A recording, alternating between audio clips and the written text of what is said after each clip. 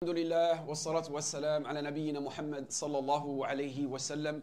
Comme vous pouvez tous le savoir, nous avons un grand invité qui va bientôt débarquer dans quelques jours. Tout le monde l'attend, cet invité. C'est un invité qui, lorsqu'il toque à notre porte, on l'accueille. On l'accueille de la meilleure des façons. On s'est tous préparés pour ce mois. Mais comment est-ce qu'on s'est préparé? On a acheté nos plus beaux costumes que nous allons porter pendant 30 jours. Nous avons acheté les meilleurs livres, les livres de cuisine. C'est les livres qui se vendent le plus durant ce mois.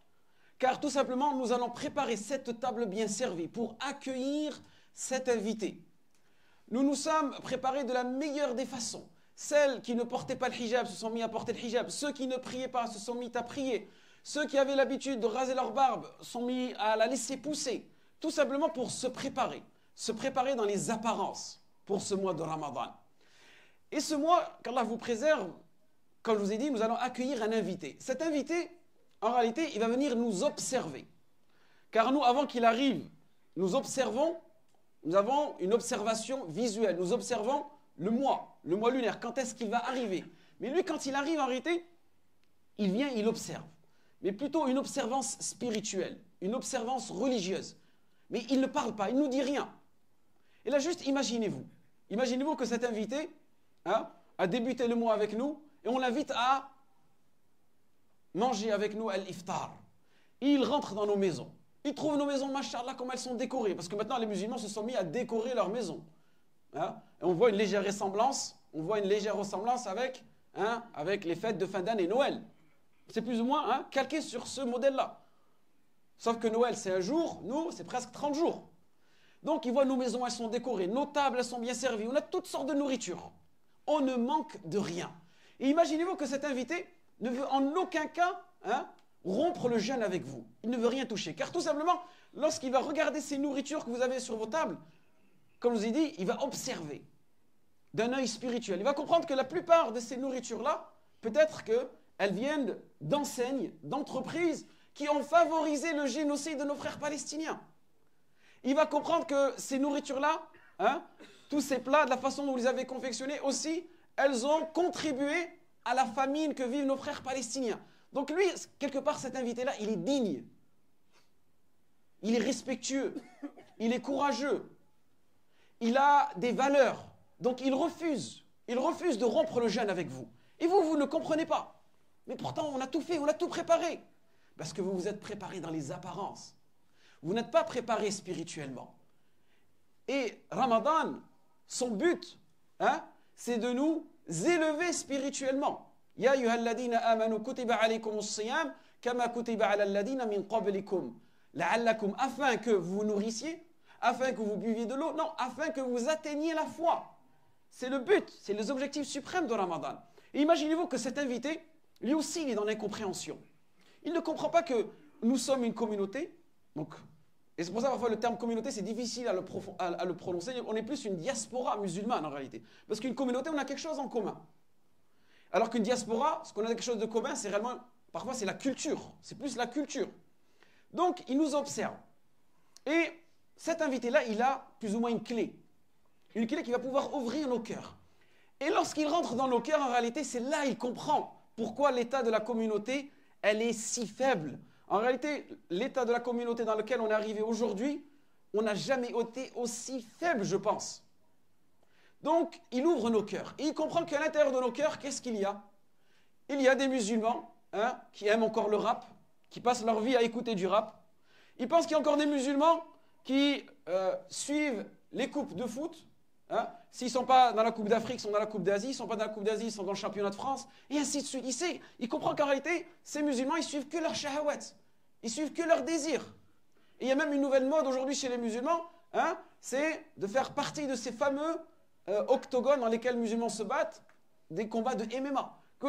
Et en plus, vous le savez, hier soir, la plupart de la communauté était connectée sur un live en train de regarder deux musulmans en train de combattre. Et après, vous vous étonnez pourquoi pourquoi on est si faible. Que les musulmans ils sont encore dans les paris sportifs.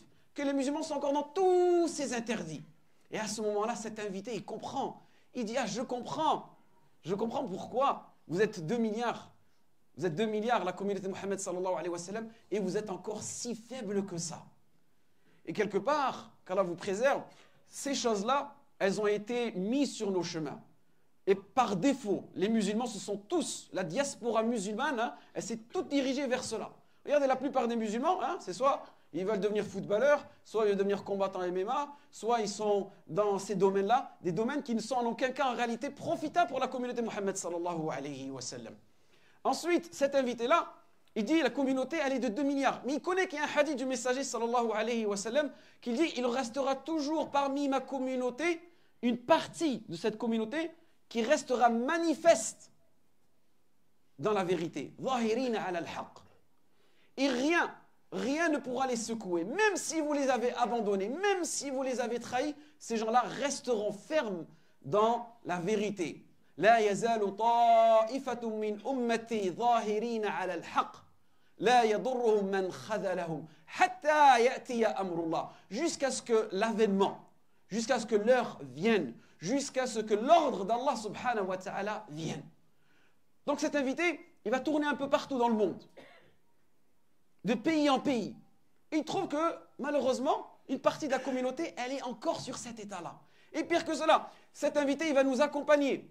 Il va voir que durant les 2-3 premiers jours, on a un certain engouement. Mais il va aussi remarquer que notre comportement dans les mosquées, à l'extérieur des mosquées, on est en contradiction avec nos valeurs religieuses. Que malheureusement, durant le mois de Ramadan, c'est un mois durant lequel on porte atteinte à nos concitoyens. Qu'il y a des personnes, hein, pendant qu'on prie, il y en a, elles sont dehors encore en train de parler à haute voix. Il y a certaines personnes, elles ne savent toujours pas se garer. Tu as 40 ans, 45 ans, tu ne sais toujours pas te garer. Tu as 30 ans, tu ne sais toujours pas que lorsque tu rentres dans la mosquée, tu dois avoir un minimum, hein, d'hygiène. Et c'est triste en réalité de se retrouver aujourd'hui ici, en tant que prédicateur, de nous apprendre les bases de l'éducation. Ça prouve qu'encore, on est loin, hein, des valeurs que l'islam nous a enseignées. Et ce n'est pas à nous, en tant que prédicateurs, de faire ce travail. C'est vos parents, c'est à vos parents de vous éduquer. C'est ton père qui doit t'éduquer, ce n'est pas l'imam. Parce qu'aujourd'hui, on a des parents, c'est le chauffeur, l'imam. Ils pensent que l'imam, le prédicateur, le savant, c'est lui qui va tout faire. Et que lorsqu'il y a un problème dans la communauté, ben, c'est vous, c'est votre responsabilité. Non, c'est votre responsabilité, c'est vous les parents. Et quelque part, hein, pendant 11 mois, on ne se côtoyait pas tellement et tout à coup, là, tout le monde va côtoyer tout le monde. Et on voit, hein, dans les mosquées, des personnes qui se battent en plein Ramadan, des personnes qui élèvent la voix, ils ramènent leurs enfants, ils perturbent les fidèles. Et en réalité, ça prouve l'état de la communauté. Donc c'est ce qu'il va observer. Mais lui, il ne parle pas, cet invité, il ne parle pas. Parce qu'il est tout simplement respectueux, il est généreux. Et comme je vous ai dit, il va tourner. Et il va trouver en réalité que cette communauté qui est sur la vérité manifeste, elle n'est pas ici, elle n'est pas dans ce pays. Elle est proche, pas loin, entre l'Égypte et la Syrie. Un endroit qui s'appelle Gaza. Et là, il va trouver cette communauté qui est manifeste sur la vérité. Et ces gens-là ne sont pas 2 milliards, mais ils sont 2 millions seulement. Ils sont 2 millions. Et lorsqu'il va les visiter, ils n'ont pas de maison, ils n'ont pas de foyer, ils n'ont pas de mosquée. Tout a été détruit. Ils n'ont rien pour se mettre dans l'estomac. Ils n'ont rien pour se nourrir. Et pire que cela, ils sont obligés de mettre leur vie en danger pour pouvoir se nourrir. Et la façon dont ils sont habillés, ils ont des habits déchirés, ils sont blessés, ils sont dans un état catastrophique. Aujourd'hui, les mots, ils n'ont même plus de sens, on peut même plus, hein, on n'arrive même plus à trouver les mots pour pouvoir décrire ce qui se passe aujourd'hui. Il y en a qui disent c'est une catastrophe humanitaire, ils disent que ça, on n'a jamais vu la civilisation à l'arrivée à son plus bas niveau du monde. Parce que ce problème-là, il ne concerne pas aussi que les musulmans, il concerne aussi, hein, l'humanité entière. Mais lorsqu'il parle avec ces gens-là, hein, lorsqu'il ouvre leur cœur, il trouve que ces gens-là, malgré les conditions physiques difficiles, apparentes dans lesquelles ils sont, leurs cœurs sont remplis de l'amour d'Allah subhanahu wa ta'ala. Leurs cœurs sont remplis de confiance envers Allah subhanahu wa ta'ala. Leurs cœurs sont remplis de iman, de taqwa, de piété. Et qu'en réalité, c'est ces gens-là qui vont tout simplement atteindre la piété qui est demandée durant ce mois. Donc, méditez. Essayez de comprendre aujourd'hui. Car le musulman, il doit avoir cette vision extérieure. Essayez de comprendre dans l'état dans lequel on est aujourd'hui. Et peut-être cet invité-là, il va demander. Il va leur demander, mais oh vous, pourquoi est-ce que vous êtes dans cette situation-là? N'avez-vous pas des frères de l'autre côté de la frontière? N'avez-vous pas des dirigeants qui pourraient s'occuper de vous? Et peut-être qu'ils leur diront, vous savez, on doit leur trouver des excuses à nos dirigeants, ils sont très très occupés en ce moment. Hein? Ils doivent injecter des millions d'euros dans tel et tel événement. Ils doivent acheter des terrains, ils doivent acheter des clubs de foot, ils doivent préparer tel et tel événement. Ils sont occupés, laissez les massakines, tu vois. Il faut leur trouver des excuses. Et votre communauté aussi. Mais notre communauté aussi, elle est dépassée par les événements en ce moment. Il y a tellement de choses qui les préoccupent. Ben, on va leur donner des excuses à ces gens-là. En réalité, ce sont tout simplement des fausses excuses. Et c'est pour cela que nous revenons vers ce hadith du messager sallallahu alayhi wa sallam. Qu'il y aura toujours une partie de la communauté de Mohammed sallallahu alayhi wa sallam qui est manifeste. Qui manifeste toujours cette vérité-là. Et nous avons un hadith aussi qui vient compléter cette signification-là. Que Allah yab'ath fi kulli mi'ati sana man yujaddid hada ad-din. Qu'Allah subhanahu wa ta'ala, chaque siècle, il envoie qui va venir revivifier la religion de Mohammed sallallahu alayhi wa sallam. Nous, on pense que parfois c'est une personne, c'est un savant, un cheikh, un alim. Non. Si vous lisez l'explication de ce hadith, ça peut être un groupe de personnes, ça peut être une institution. Et certains savants nous disent, ce sont nos frères palestiniens. Regardez, depuis 1948, ils tiennent tout le temps. Ils sont toujours là, ils sont toujours vivants. Ils sont toujours dans la continuité. Ils sont toujours en train de prodiguer, de propager des enseignements prophétiques à travers ce qui se passe. La façon dont on les voit, comment ils vivent et comment est-ce qu'ils sont patients. Eux, ils sont dans l'action, ils ne sont pas dans la théorie. Et c'est eux, At-Ta'if al-Mansoura. C'est eux, le groupe sauvé. Naam. Pourquoi est-ce qu'ils sont sauvés? Parce que dans le hadith, le messager sallallahu alayhi wa sallam nous dit Hatta ya'tiya amrullah, jusqu'à ce que l'avènement, jusqu'à ce que l'ordre d'Allah subhanahu wa ta'ala sera décrété. Et cet ordre-là, il est de trois sortes. Soit ils décèdent là-dessus et ils feront partie des martyrs, bi'idhnillah. Soit Allah subhanahu wa ta'ala les secourra et ils deviendront des vainqueurs.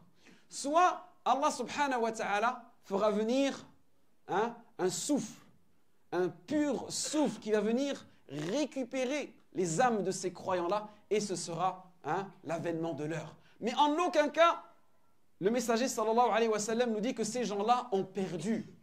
Que ces gens-là ont perdu en aucun cas. Certes, nous les avons abandonnés.